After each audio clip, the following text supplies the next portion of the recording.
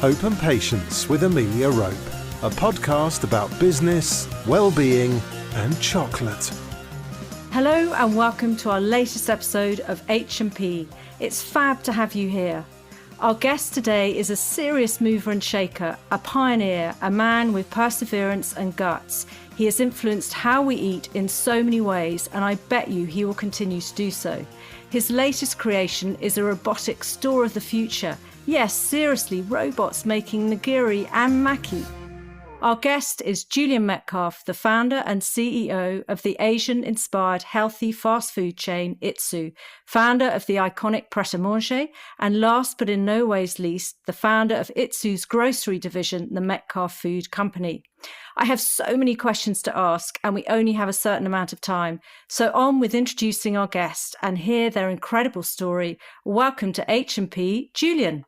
Hi there. Hi, Amelia. Julian, there is a wonderful quote on Itsu's website. When your passion and purpose are greater than your fears and excuses, you'll find a way. Now, sadly, we only have time for a whistle-stop tour, but how and where did it all come from?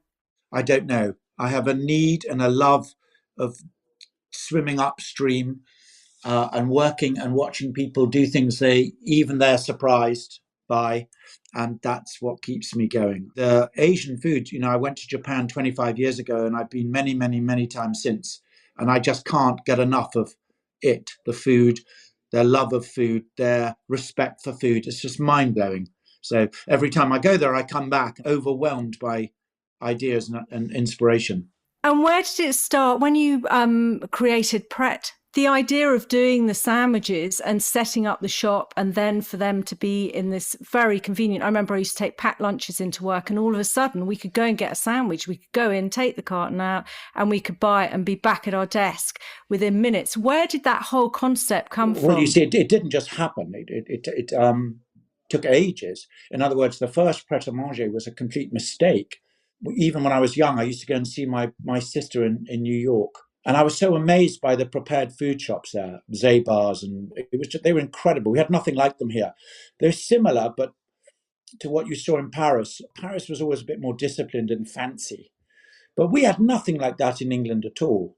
So naively, I thought, well, it can't be that difficult. So I set up the first Pret a Manger with Sinclair, and we cooked everything there, and it was terribly, terribly difficult. But it was not successful. It took a long, long, long time before we had the confidence and the right thought process before it actually turned into a viable business. For the first 2 years, it was just sheer graft and determination and blind hard work. But there were some tipping points which worked. My grandmother died and left me £5,000. With that money, I bought the most incredible oven from France, a Euro 4 oven. Because I realized that if you cook baguettes fresh 5 times a day, they were really, really delicious. In the same way, if you rolled and baked croissants fresh, they were just delicious. And I had this naive belief that everyone would be like me. They would notice the difference and appreciate it. And a great many did. It's as simple as that. So I used to work very, very hard in this naive belief that if things tasted really good, people would come on the journey. Right at the beginning, when I bought this oven, we realized how to bake the croissant, and then we baked too many, so there were leftovers. We couldn't afford leftovers, so we used to fill them the following morning. All the croissant left from the previous day, I used to cut open and fill. And the obvious thing was to fill them with like ham and cheese, but it just was a bit boring. So I wrote to some famous chef in Oxfordshire, the man who runs Le Manoir Quatre Saisons. I wrote him a letter begging for a 5-minute audience where I could bring my filled croissant. So I drove down with all these filled croissants, and I said, "What do you think? Please help me." And he told me they were all pretty disgusting. And he said, "Why don't you do this? Why don't you do that?" And sure enough, I did. So suddenly we went from selling 10 to selling 200 a day. They're little things like that. It's a journey. Amazing. I do remember them with scrambled egg you had in them, didn't you? Scrambled egg. Do of course, it wasn't scrambled eggs. It was egg mayonnaise with smoked salmon. And I gave it to the chef, this famous chef. And he ate that one. He said, "This one is very good. Very, very good." Your scrambled egg and your salmon is very good. And I said, but that's not scrambled eggs, that's egg mayonnaise. And he said, that doesn't matter. And I remember thinking, in the end, it is about the taste. It's really about the taste. And that's really important to you, Julian, isn't it, with all your creations? It's really difficult to make food taste good and also not be incredibly unhealthy. So, with Itsu, it's been a real journey to try and, the food in Japan and Korea and Vietnam it's often so delicious and it's light. And that's very hard to do. It's that thing, isn't it? When you want lunch, you want something that's light, that you feel good. You don't feel that you're sitting there putting on shed loads of weight, and you get some energy from it and a little zest. And you think, I feel really satisfied with what I've eaten. It's a visual feast. And then it's that sort of palate sensation too, and the whole texture side of things. It's incredible. So from Pret to Itsu, what was the sort of driver with you to set up Itsu? What's your mission with Itsu that you hadn't necessarily achieved with Pret? So Itsu started because a friend of mine said, please come to Japan with me for a week. So an art dealer friend, and it was I remember Virgin were offering 2 tickets for the price of one. This was years 20, 30 years ago. So I said, okay, fine, I'll go to Japan. I've never been. And I was just overwhelmed by the respect and the love of the handling of the food. I'd never seen anything like it in my life. And I've been going back ever since. And I just was, in those days in England, Japanese restaurants, there were very few of them and they were terribly expensive. So I naively thought, well, maybe one day I can do something about this. So I teamed up with a very capable, wonderful Japanese girl who we opened this first restaurant together in Chelsea, Itsu. And it was very hard work. It didn't quite work out the way we wanted. But in the end, with a lot of hard work, we battled on. And now look where you've taken Itsu to this incredible store that I cannot wait to go and explore with robots, Julian. Yeah. Well, they understand technology brilliantly. They really do. If you look at what Toyota did, they really, really understand why pay a human being to do an incredibly boring task over and over again when you can get a machine to do it just as well. In fact, better.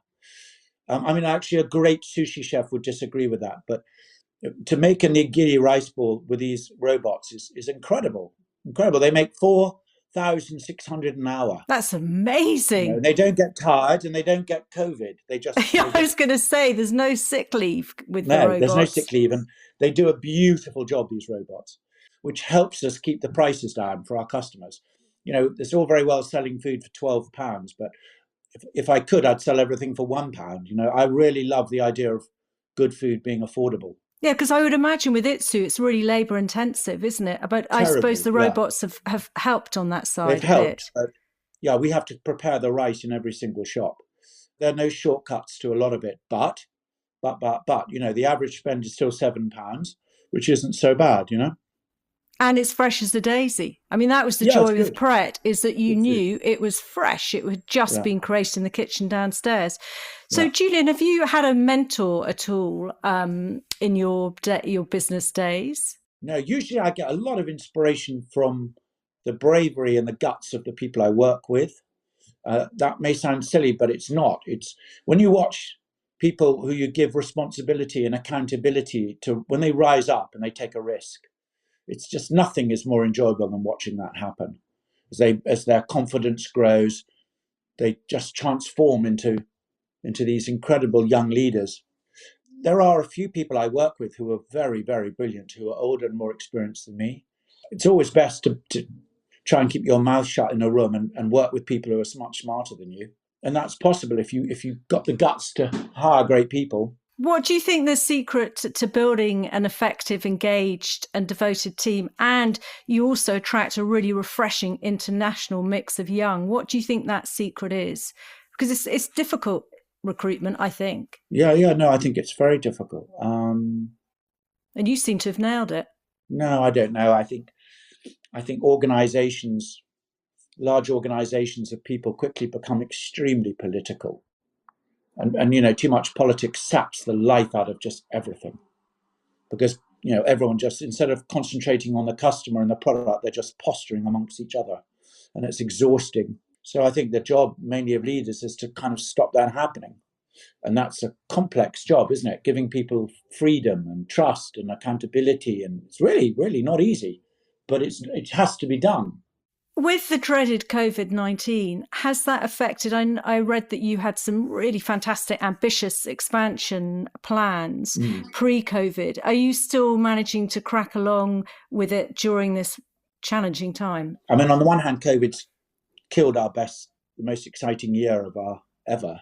We were opening 3 Itsus in Paris. We were opening 1 in Hong Kong and 2 more in New York. It was so exciting, it really was. And as well as 14 here in this country. So it really was a hell of a year, really exciting.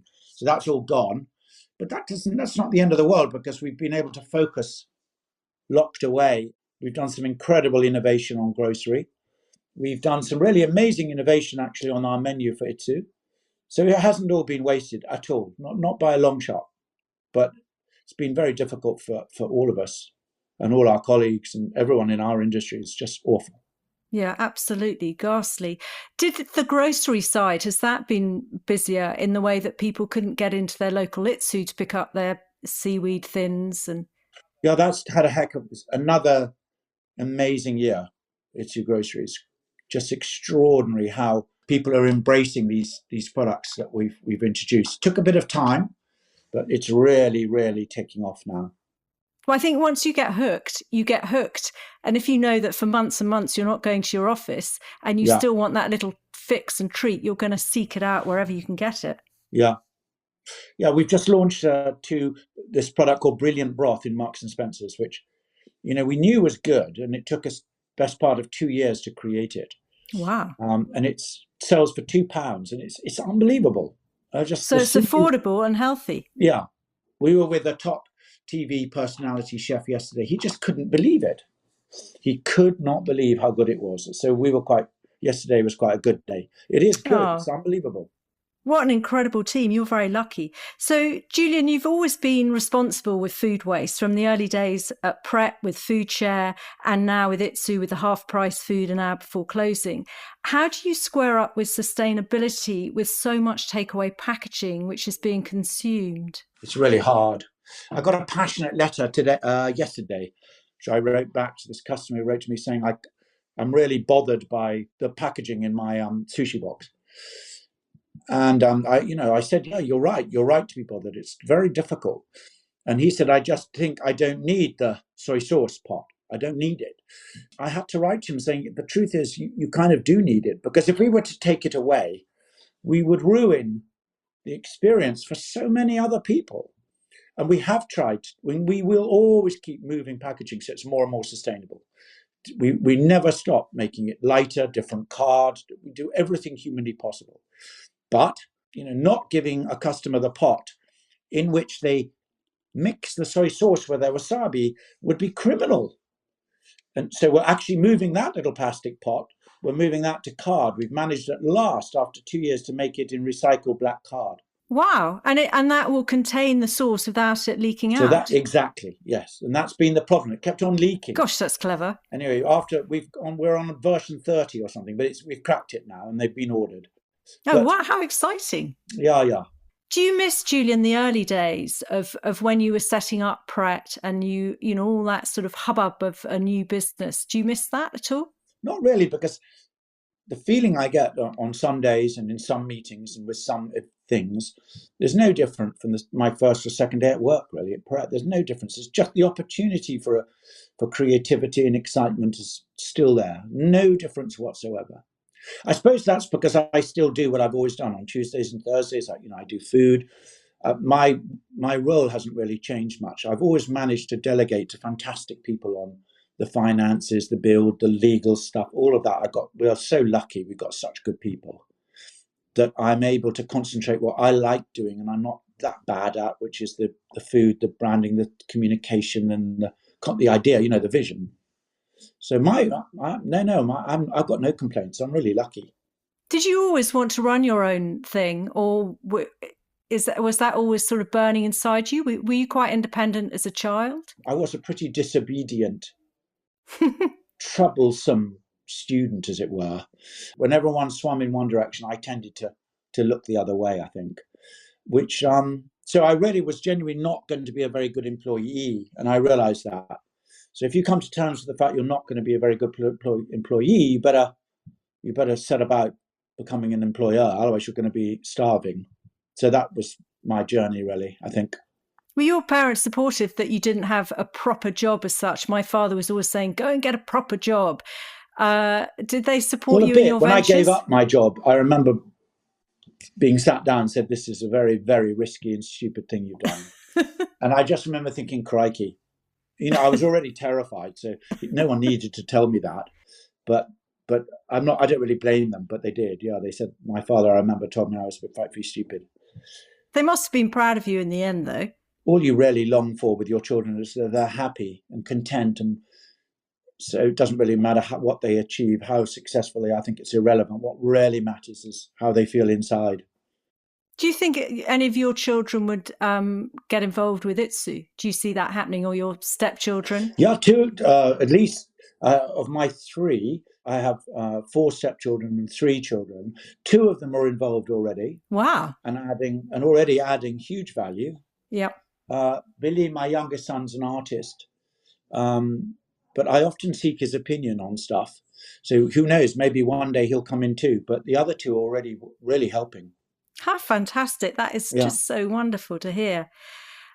Where do your best ideas come from, Julian? I mean, I sort of picture you as if your mind is constantly spinning and spinning and spinning with ideas, but, where do they come from? I don't know. Often just perseverance.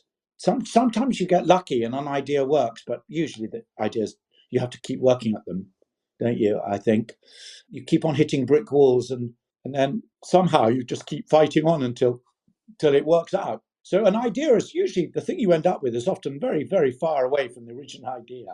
It's a bit like a plan, isn't it? You can plan stuff, even like a business plan, but actually the end picture is so different, but you need the plan to sort of get to the end part and of it. You need the confidence to swim in a different direction. You just have to try and put together your vision of what it is something should look like and taste like, and how much should it cost, and where's the opportunity for people? Where's the joy in your idea, the product, or the shop, or what Itsu is a very personal thing. It's my idea of a place I would love to go and have lunch. If I worked and I could wander into an Itsu, it's just my idea of heaven. So I guess that's why I had a burning desire to try and create it. I mean, it's never quite as good in reality as in my mind what it could be, but on a good day, I think the people I work with are just remarkable. How hard they have made this, come together. I'm just extremely fortunate that they share my drive and love for what can be done. But do you manage to get round to the stores? I mean, does everyone know who you are? No, I don't. Not nearly as much as I should. For which I'm permanently saying sorry to them, because there's nothing worse when you don't see your boss hardly ever, and he comes in or she comes in. The first thing they do is notice things which are wrong, which invariably is what happens with me. I have to be so careful because you can't imagine if they're 10 or 15 really wonderful, hardworking people, and all I notice is there's something wrong with the floor, the tables, a light bulb. I can destroy years of good work and hard work and culture in 5 minutes. But unfortunately, that's what I will notice everything which is wrong immediately before I notice what's right. But you rein it in before you tell them. Well, no, I try. I'm a real problem. I actually never stop saying sorry to them that whatever they do, don't let me in their shop. Close it up quickly. And I think they understand that. They understand that if I come in and literally want to shoot myself because something's wrong, it's my fault, by the way. It's not their fault. It's usually my fault. It's something that we haven't thought about.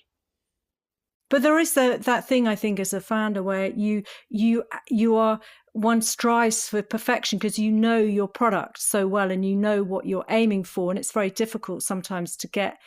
It's sort of unrealistic the sort of high pedestal that one puts it on for people to achieve it the whole time. And as you say, it is that thing of just realizing that you need to add in a little extra this so that then works. And quite. No, it's a never-ending thing, actually.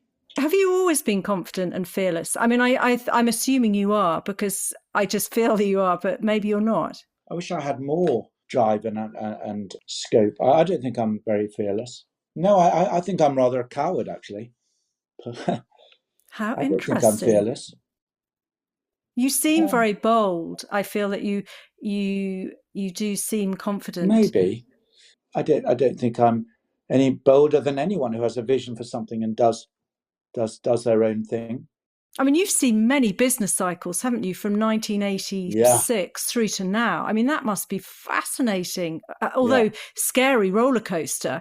But I mean, you've done recessions, you've done absolute peaks where everybody's throwing cash all over the place. And now where we're at today. I know, it's amazing, isn't it? I know, and there have been so many cycles, as you say, where we've watched people come and now quite a few have gone. And then new ones come and they go, and then my job, I think, is with my team just to focus on the customer, just focus on the product and the customer. That's what matters. Well, I think as a customer, I'm very biased. I love Itsu, but I feel always really looked after in my local branch. They're very friendly and they smile and they're helpful, and I really like it. And it's so quick and slick. You don't have to hang around, It's brilliant. But that's not easy to do. That'll be because the manager treats the people he or she works with like with the respect and care that they deserve, and that is immensely difficult. The managers someone who manages an Itsu store. It's really difficult. You have to be like a shrink. You've got to be a business person. You've got to be a disciplinarian. You've got to be everything, and often they're quite young. These people, I just have so much admiration for them. Imagine having 20 people working for you under really quite a lot of pressure and these quite high standards. Imagine how difficult that is when often you're not more than 30 or 25 years old or something. Yeah, so you're not even used to managing yourself, really. No, at that age, I was quite reckless. This is not difficult. These people deserve so much respect, I tell you. Do they do their own recruiting in each store, Julian? Well, no, what happens is people will apply and they will go to the store where they will work for the day. And then the store will decide if they like them or not. Oh, wow. Yeah. Gosh, that must be heartbreaking if you're told you haven't got it, because you then would have a personality issue that nobody likes you. No, I think it's worse than that, because everyone actually secretly votes at the end of the day if they like you or not. Oh, wow. Who is the person, Julian, that you would sit up to and listen to most? Oh God, I mean, that depends what you're talking about. But let's just say I was trying to improve my seaweed thins. I'd go to the man who makes them, our man. He's 75 years old, our partner who makes our seaweed thins. Wow. Because at the end of the day, if you want to make better seaweed thins, go to the source. Find the man who's most, or the woman who's most capable in the world. And if you want to really understand, how to improve the culture in your business, go and speak to someone who truly understands how to create a dynamic culture in a business. But go to people who are specialized. Listen to them. I haven't met anyone who I can just generally listen to. That would be impossible. But specifically for different subjects, design plays a hugely important role. Communication plays a key role. So if I want to really understand why I'm failing to communicate, I'll go and try and ring someone up who's a friend and go and speak to them. So why am I so useless at this? And they, in 5 minutes, will put me right. What do you think you've learned about yourself whilst having your businesses? You never stop learning about yourself, do you? What's the most recent learning then, Julian? that you don't change. That's a sadness, that you can't mature and change and grow up. And why you still work, that is a pain in the ass, actually. Okay, we're going to have a quick fire round, Julian, and then we're going to get on to our non-chocolate break, and you're going to tell us what we're going to have for that in a minute. So just a quick answer to these. Optimist or pessimist? Oh, pessimist. Oh, no, actually. It depends on the day. Oh, okay. No, I'd say both, because otherwise, if I was a pessimist all the time, I'd never would have done anything. So I'm a mix of both. Okay. Introvert, extrovert, or an ambivert, which is a mix of the intro and extro. I'm more of an extrovert, I'd say. Perfectionist or non-perfectionist? Definitely a perfectionist. Early bird or night owl? Both. 24/7. Yeah. Okay, so we are going to tuck in, as I say, to our non-chocolate break. Julian is not a chocolate eater. I think he's a man without a sweet tooth. So we are sharing. I hope you've got yours by your side. Your lovely assistant has got them there. We are going to share the seaweed wafer thins. Julian, would you tell our listeners a little bit about these? Because they're a very important product, I've discovered, to your whole empire. Well, they're not a particularly important product in terms of the turnover or profitability. No, but they were a leader. They started you off, didn't they? They were the first thing, yeah, they were. And I discovered them. A man makes them in Korea, where they harvest a lot of seaweed. And seaweed, honestly, you could be a mastermind. You could spend your life studying seaweed. But the sea of Korea, they have a particular type of seaweed he harvests, and the way he cooks it and dries it and rolls it is so incredible. And the taste, come on, it does taste great, doesn't it? Wait, okay, so you tell me which flavour you've gone for, because I've gone for one that gives a real tingle. What's it called? Wasabi? I've got sea salt here. Just a plain one. Okay, I've got wasabi, and it's just what I needed. It just makes you go tingle all over your body. I love it. It just the balance of wasabi with seaweed is just on the money. They're a work of art, don't you think? They're so thin. And the other thing is, I mean, normally we rave about chocolate, but I'm very happy to rave about these, is that they're so thin and none of them are broken. I mean, that is an art in itself. Not one sheet is broken. Not one sheet's broken. 22 calories or something in the whole packet. I know. They are divine. Anyway, and we've got to get back to work. There's a few more questions that you have to answer, but I'm going to carry on munching while I'm asking you. Julian, what are your thoughts on the words success and failure? Well, not always positive, actually, because people who are attributed with having a lot of success can actually be a real pain in the ass. They can become arrogant and conceited, and everything which is bad. So you have to be careful about that. I don't think of myself as being successful. I really don't. I think of myself as being on a journey, and one day maybe on a good day that we achieve things collectively which are successful. But I just we're in England, I'm married to an American, and we don't celebrate success as much as they do in America. But we're rather cynical of it here, which I quite like, actually. Failure, that's when I hear that, that's just sad, and it's a shame. There's no need. There's no need for failure. In a way, I think it should be removed from the dictionary. Failure. Yeah, it's really sad. When you're young, when you're at school and you have a great teacher who you look up to, who communicates with you, it's just incredible. You see kids who they have a great geography teacher and they suddenly get a first in geography, and they go on, and geography features in their whole life somehow. I mean, failures are very bad, but I mean, people need to be encouraged. They do. And I think teachers are really important with that. I had some duff teachers, and I didn't feel encouraged at all. My maths O level, I failed twice, but and science was a no-brainer because they were just dull. And actually, I was too naughty for them, so I was dismissed a lot. Anyway, onto the well-being side, Julian. Your mission, I think, is creating healthy food. How important is it incorporating well-being into your day? And do you manage to achieve it whilst you're munching your seaweed thins? Well, I don't eat much chocolate. I don't really have a sweet tooth. So thank God I'm not morbidly obese, but I don't look after myself nearly as well as I should. But if it wasn't for my love of good food and healthy food, I think I'd be in terrible shape. But luckily, I'm living in a world where all we do here is concentrate on good food. But do you do exercise at all? Well, I run around a lot. Yeah. I'm never still for a minute. So luckily, I'm wearing the same clothes I bought 20 years ago. Wow, that's not bad. Yeah, not bad. I think I'm wearing a suit right now I bought 20 years ago. Gosh, that must make you feel good. No, it's a tiny bit tight, but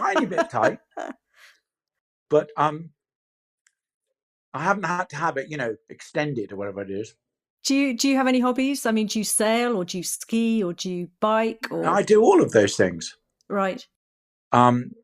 I do, but I don't do them very much because I genuinely, if there's time to be had, work on the food, go to China, go and cook something.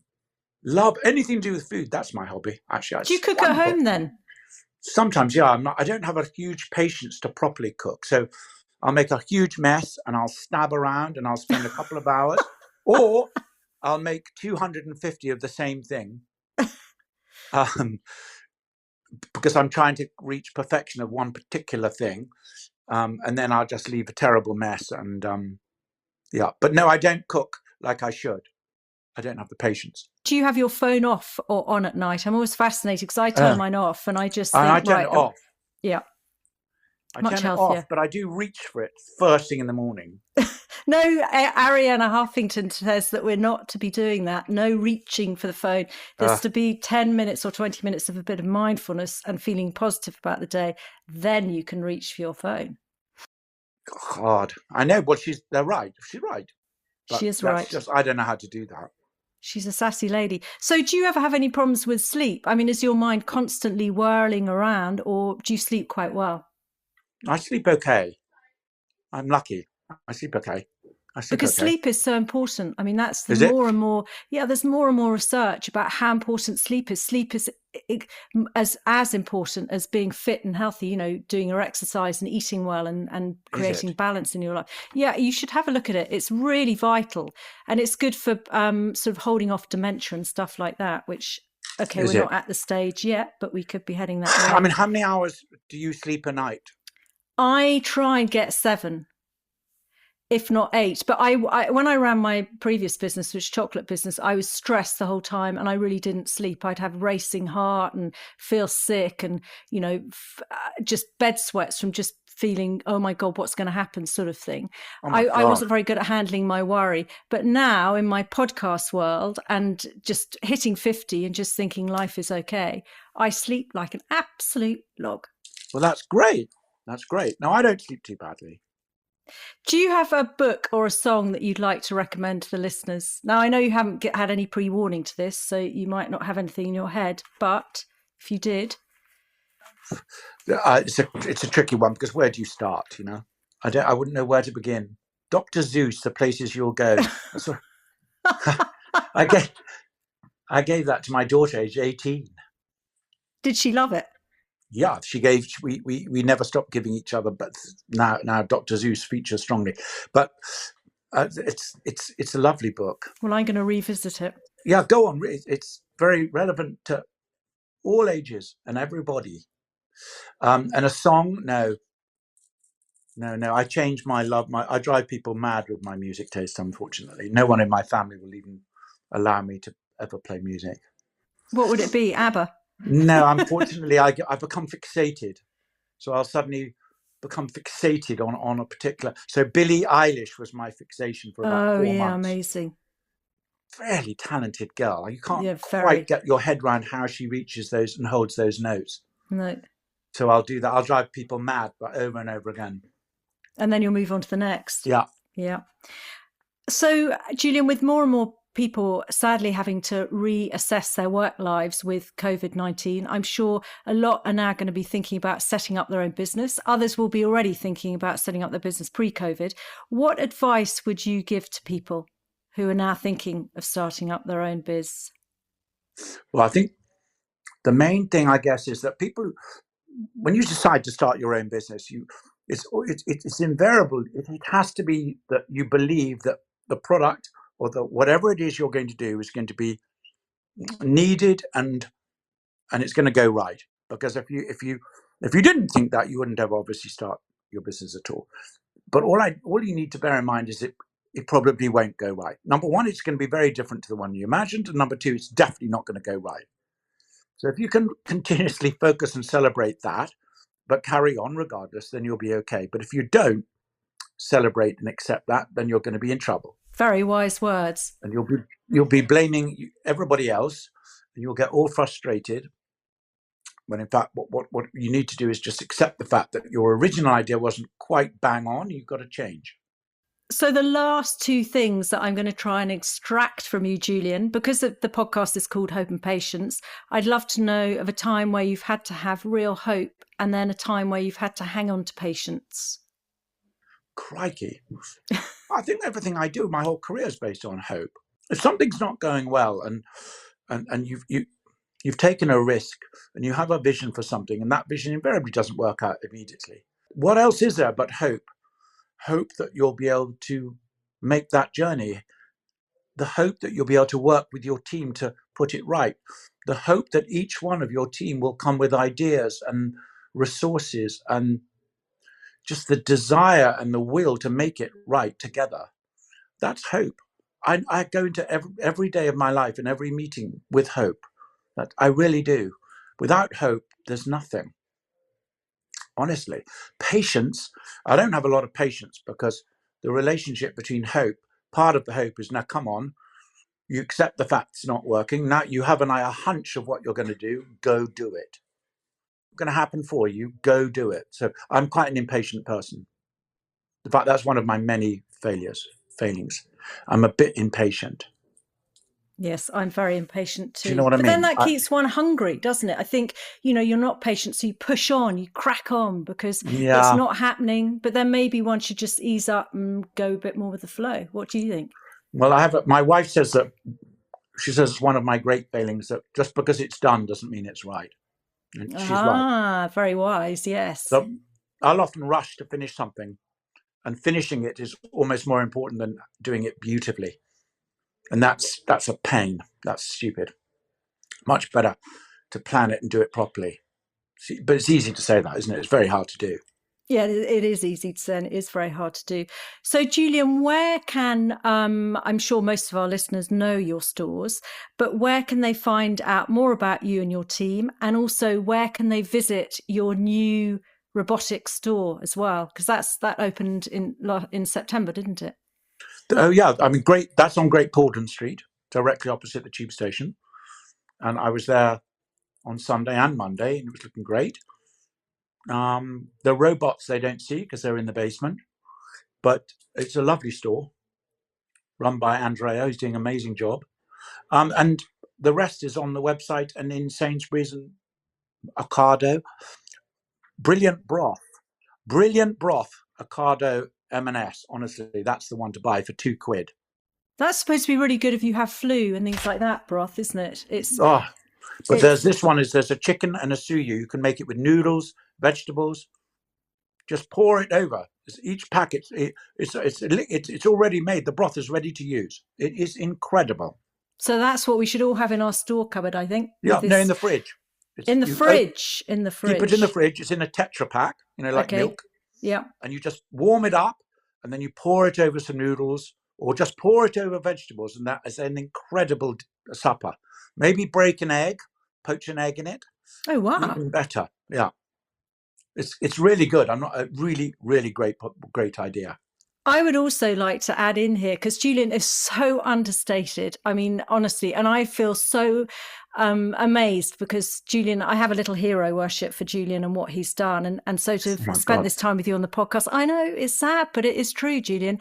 It's been a real treat. But I think everybody should check out Julian on his YouTube videos because Julian talks real sense and he really knows what he's talking about. And each one that I looked at before interviewing Julian just bowled me over, and I rewatched them because you learn so much. And I think the whole thing with running your own gig is that we're constantly learning. And if you can learn off others who really know what they're doing and have experienced so much, they're priceless gems. So just check them out, basically.